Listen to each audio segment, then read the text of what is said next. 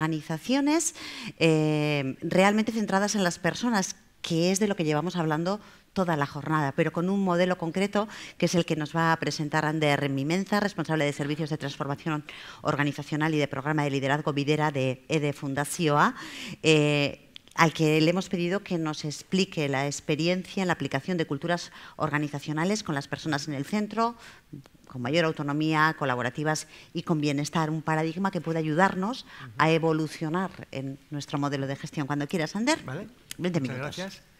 Bueno, voy a sacrificar utilizar un PowerPoint y es porque quiero tener un diálogo con vosotras y vosotros. Es verdad que en el diálogo solo voy a hablar yo, pero va a ser un diálogo, ¿eh?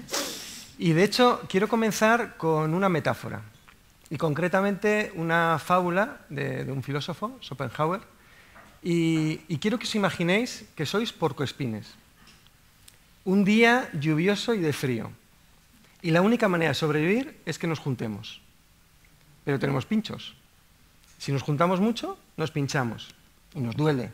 Incluso nos podemos herir. Pero si nos alejamos, nos podemos morir de frío.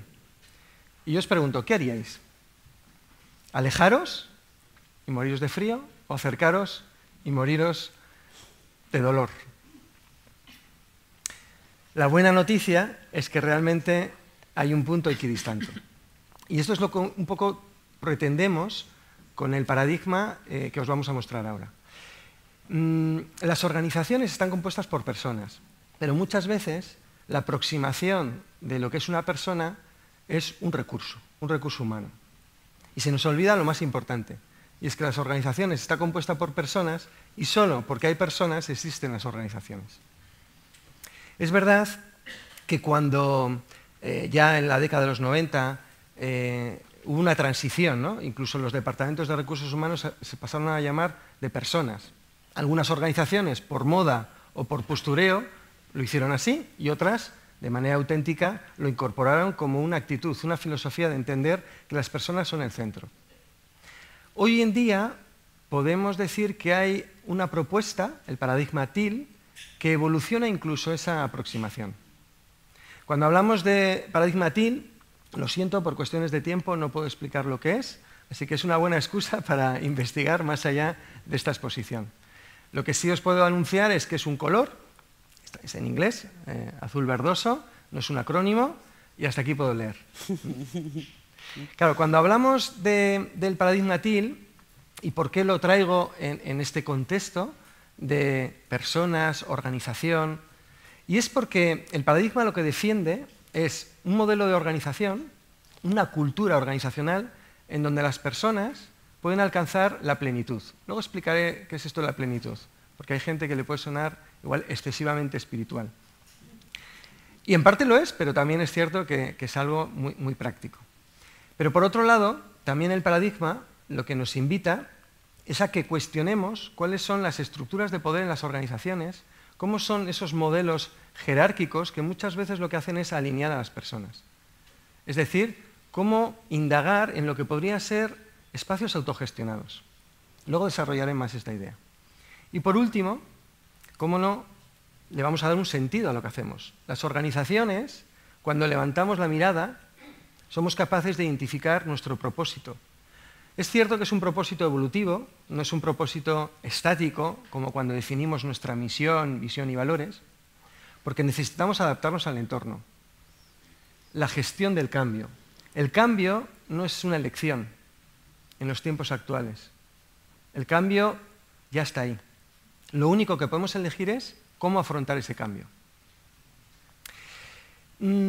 Si bien antes he dicho que ya desde hace décadas parece que hemos mejorado en las organizaciones, también creo, y desde nuestra experiencia acompañando a muchas organizaciones, que solemos adolecer, y voy a elegir dos ejemplos.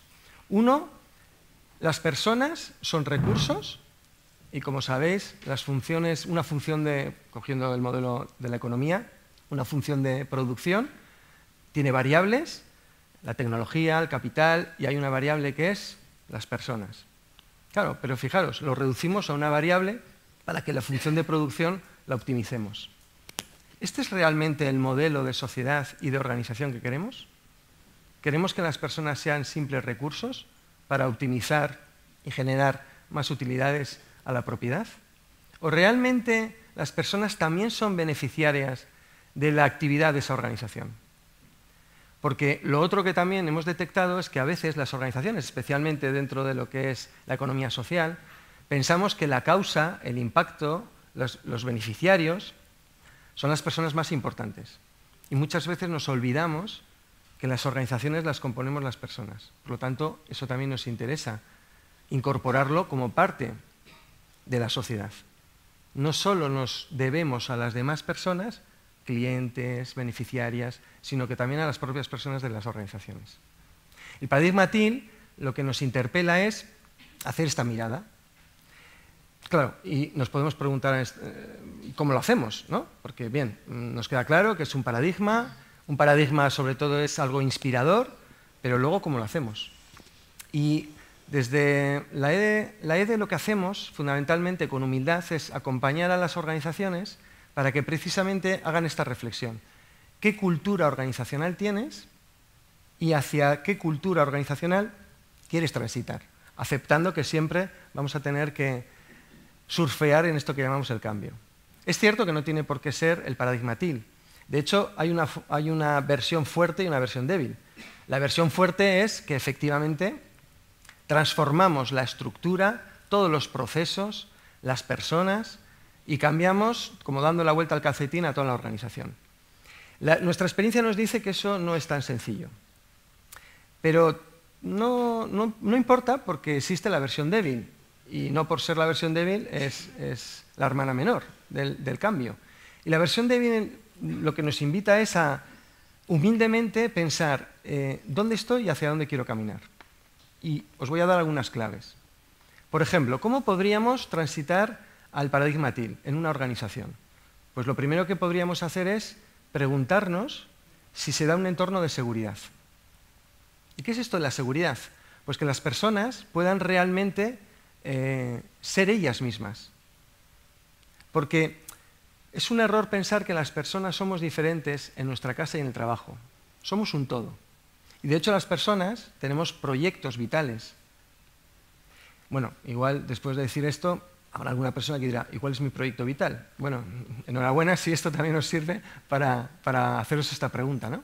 Las organizaciones tienen un propósito y las personas también tienen un propósito. Y las organizaciones perfectamente pueden ser un espacio en donde esos propósitos se imbrican. Esto de venir a trabajar por una retribución no se sostiene.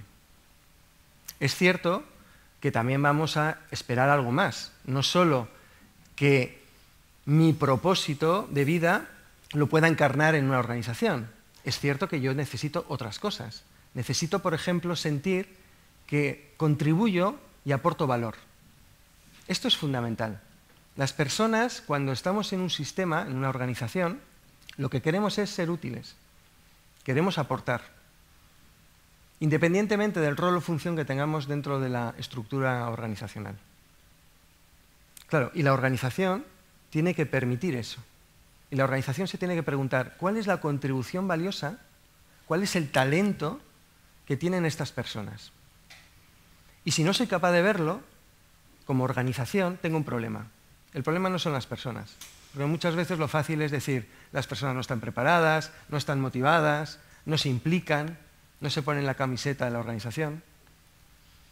Lo que hacemos desde nuestro modelo de acompañamiento es fundamentalmente interpelar a la organización como sistema para que se haga todas estas preguntas. Claro, cuando antes hablaba de seguridad y un espacio en donde las personas puedan mostrarse de manera más auténtica, también es cierto que si bien, por ejemplo, hubo una filósofa, Carol Gilligan, que hablaba de la ética del cuidado. Y ponía encima de la mesa, hace ya mucho tiempo, bueno, la importancia de las relaciones, la importancia de los diálogos emocionales.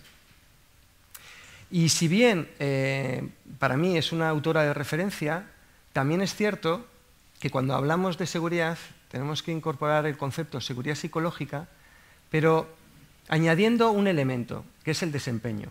Es decir, en una organización no solo nos cuidamos porque las personas somos importantes, no solo hay un planteamiento o un acercamiento ético, que también lo hay, sino no tenemos que olvidar que es una organización y que tiene que producir.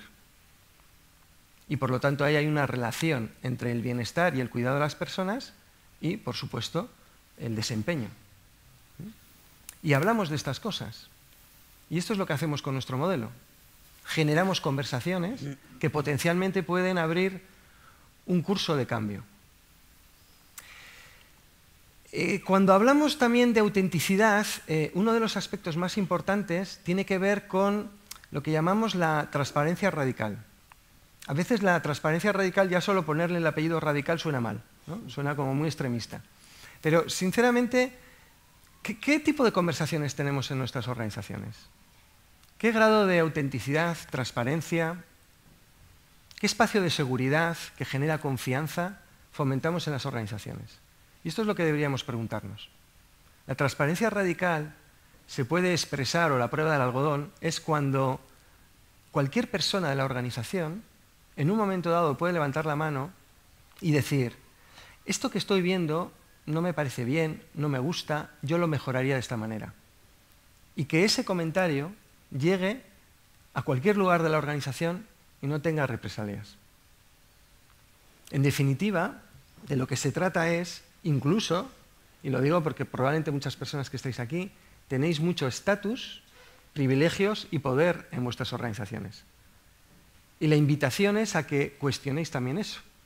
¿Para qué? Para que haya un liderazgo más distribuido. La única manera de entender la colaboración, el trabajo en equipo, el coliderazgo, el famoso empoderamiento, que tanto nos gusta decir, ¿no? Que las personas sean autónomas y estén empoderadas, la única manera es que las personas que tenemos estatus, privilegios, los pongamos encima de la mesa y generosamente a veces nos desprendamos de ellos para que otras voces y otras personas que integran la organización se suben a este carro que yo he llamado liderazgo distribuido o liderazgo compartido. Y fijaros que esto, ¿por qué le doy tanta importancia a la organización? Porque las personas tenemos que hacer algo también. Pero sobre todo lo que más nos está interesando ahora transmitir es que la organización tiene que hacer este trabajo. Tiene que generar el caldo de cultivo para que esto sea posible. Y de ahí, cuando acuñamos el término, por ejemplo, autogestión, en realidad no nos referimos solo a la autogestión en la microgestión, porque esto en desarrollo de personas gusta mucho, que las personas sean autónomas y por lo tanto, que bien, van a producir más y no voy a tener que poner a alguien que supervise su trabajo. Claro, pero no estamos hablando de eso. Obviamente la autogestión también tiene que ver con la libertad y la capacidad de yo decidir cómo hacer lo que tengo que hacer. Pero la autogestión, sobre todo, nos va a interpelar a los equipos, porque quien más o quien menos, todas las organizaciones generan estructuras en donde hay unidades de gestión, unidades de negocio, equipos de trabajo. Y la autogestión lo que viene a decirnos es qué modelo de gobernanza y de toma de decisiones queremos en este equipo. Obviamente, seguramente va a estar alineado con valores, con estrategias, con necesidades que tiene toda la organización. Pero el equipo es un agente nuclear que tiene poder de influencia, poder de cambio. Pero incluso cuando hablamos de autogestión, también nos referimos a poder participar en la gobernanza más colectiva. Y ya sé que aquí va a ser muy importante la estructura organizacional. No es lo mismo una cooperativa que una sociedad limitada, que una empresa familiar, pero cada cual, en su nivel, seguramente podrá hacer una revisión de cómo efectivamente todas las personas pueden coparticipar en estructuras de poder que probablemente la estructura a veces es tan alineante y tan jerárquica que no te deja que haya esos vasos comunicantes tan necesarios. Llegado a este punto, ya voy a ir acabando, muy probablemente nos preguntaremos, vale, qué bien suena y cómo lo hacemos. Me has dado algunas pistas, pero vale, en mi organización quiero hacer esto. Ojalá haya algunas organizaciones que digan, oye, esto del paradigma TIL me ha llamado la atención. Vale, ¿y cómo lo hago? Y es verdad que desde nuestra propuesta creemos sinceramente que la organización tiene que tomar una decisión adulta, madura, consciente, con cierto sacrificio, porque como todo cambio, pues al principio cuesta, y tiene que ser la propia organización la que lo haga. Es verdad que en esto de la teoría del cambio siempre decimos, el cambio tiene que estar avalado, al menos avalado, o promovido por la propiedad o la alta dirección. Es cierto, y a la vez creemos que esto requiere de una masa crítica y que las personas que constituyen la organización participen también desde la voluntad. Antes nombraba a Schopenhauer y era un filósofo que decía que lo que mueve a las personas es la voluntad.